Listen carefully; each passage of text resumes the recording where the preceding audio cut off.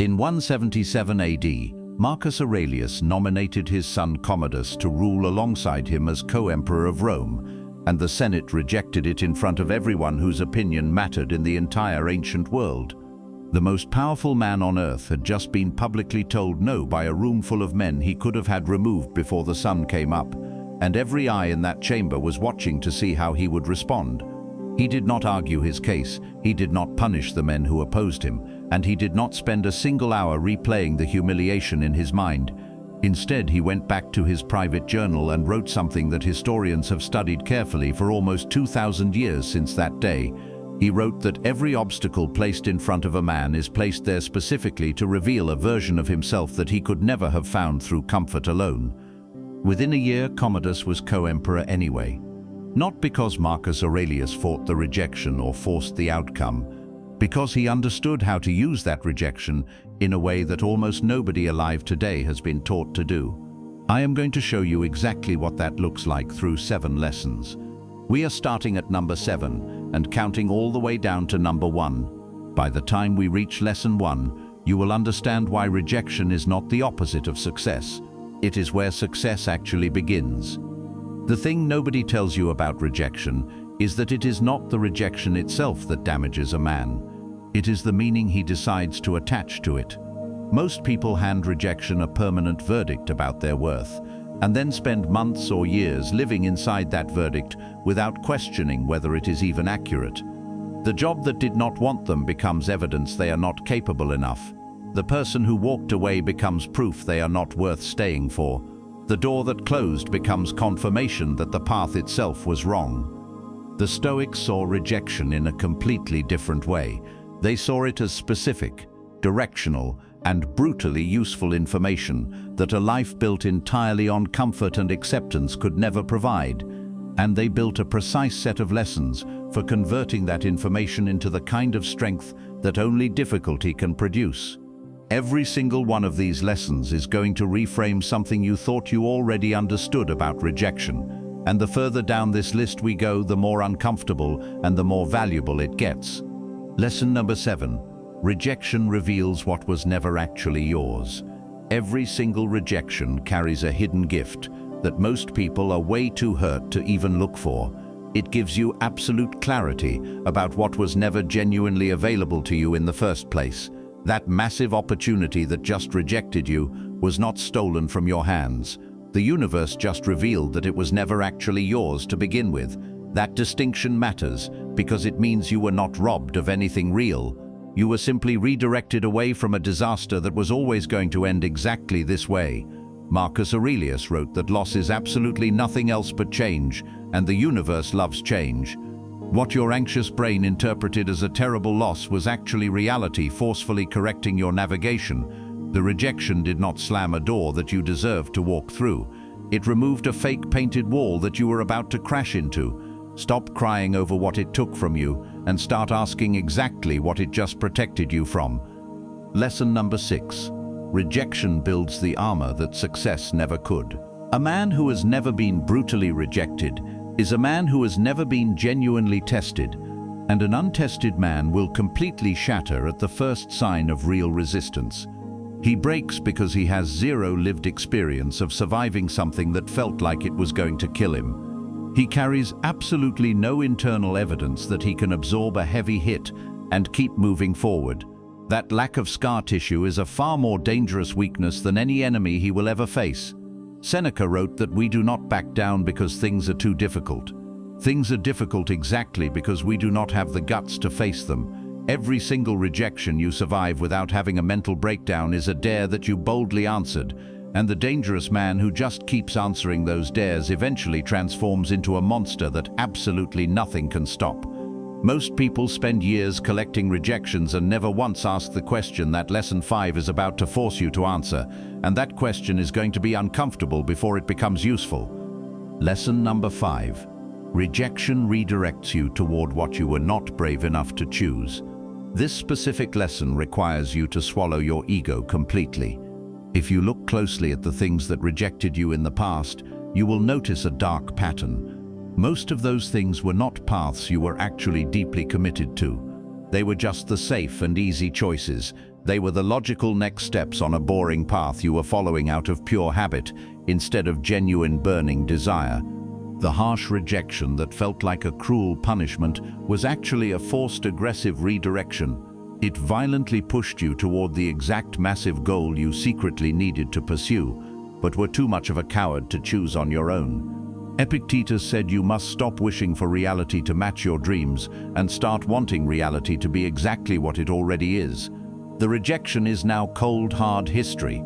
The only question that matters now is whether the new path it forced you onto is actually worth traveling. Look at the absolute biggest rejections of your past. In almost every single case, the path you ended up on was way closer to your true destiny than the safe little road you were begging to stay on. Lesson number 4. Rejection exposes the weakness that would have destroyed you later. A rejection that arrives in the early stages of anything you are building is actually one of the most merciful things that can happen to you. It violently exposes the massive gap between the weak person you currently are and the dangerous monster you need to become to get what you want. It exposes the late nights of preparation you skipped. It exposes the skills you falsely assumed you already had. It shines a giant spotlight on your blind spots. And the best part is that it shows you all of this at a price you can still afford to pay. The emperor wrote that the impediment to action actually advances action. The thing standing in the road becomes the road. The brutal rejection is absolutely not the wall that stops you. The rejection is the exact architectural blueprint of the wall. And a man who has a detailed blueprint knows exactly where to build the door. Most people spend their entire lives asking why rejection keeps finding them, and lesson 3 is the moment that question dies completely and gets replaced by something far more dangerous. Lesson number 3. Use rejection as proof that you are pointed in the right direction. Absolutely nobody wastes their time and energy rejecting something they do not perceive as a genuine threat. When you get rejected loudly and consistently, it is almost always because the empire you are building is incredibly threatening to the weak people currently in charge. The Roman politicians did not push back against Marcus Aurelius because his ideas were stupid. They pushed back because his ideas were strong enough to completely ruin their corrupt game. Cato the Younger was rejected by the elite society of Rome so consistently that he actually used their hatred as a daily compass. When the corrupt power structures aggressively fought against him, he used it as absolute confirmation that he was walking in the exact right direction. When a massive rejection lands on your desk, you must ask yourself one question. Is this rejection coming from a person or a system that represents the exact life I want to build? If the answer is no, then their rejection is just irrelevant static noise. If the answer is yes, then it is a massive signal to go back to the lab, upgrade your skills and return 10 times stronger. Lesson number 2. The man who fears rejection has already rejected himself first. Every single time you hold yourself back because you are terrified of being told no, you are doing the hater's job for them. You aggressively reject yourself before anyone else in the world even gets the chance. You make their negative decision for them. And you do it from a place of such pathetic low self-esteem that you are not even willing to stay in the game long enough to find out what the real answer would have been. Seneca wrote that only the brave man is truly free. Being brave in the real world means being totally willing to get laughed out of the room and remaining completely unchanged by it. The deep fear of rejection is absolutely not keeping you safe. It is suffocating you. Every single time you let that fear win, the powerful version of yourself gets a little bit smaller. And a man who constantly shrinks himself just to avoid hearing the word no eventually ends up trapped in a life so incredibly small that it rejects him from the inside out. Lesson 1 is the reason Marcus Aurelius left that Senate chamber without a single word of protest and walked away with more power than the men who rejected him ever managed to hold on to, and everything in this video has been quietly pointing toward this moment. Lesson number 1. Rejection is the world asking you how badly you actually want it. Not every closed door is a sign for you to quit and go home. Some closed doors are just a brutal test. The universe is looking you dead in the eyes and asking how badly do you actually want the prize sitting behind this door. Are you willing to bleed to find another way inside? Are you willing to completely rebuild your identity until you become the exact type of monster that this door has no choice but to open for? Or was your massive goal just a cute little preference instead of a blood oath? Marcus Aurelius did not surrender when the politicians rejected his son. He did not scream or retaliate. He simply put his head down and spent the next year building a flawless reign that made his argument for him. He let the undeniable quality of his daily execution answer the rejection so loudly that the politicians eventually had absolutely zero ammunition left to fight him with. That is the entire ancient philosophy of rejection wrapped up into one single life. The public humiliation was absolutely not the end of his story.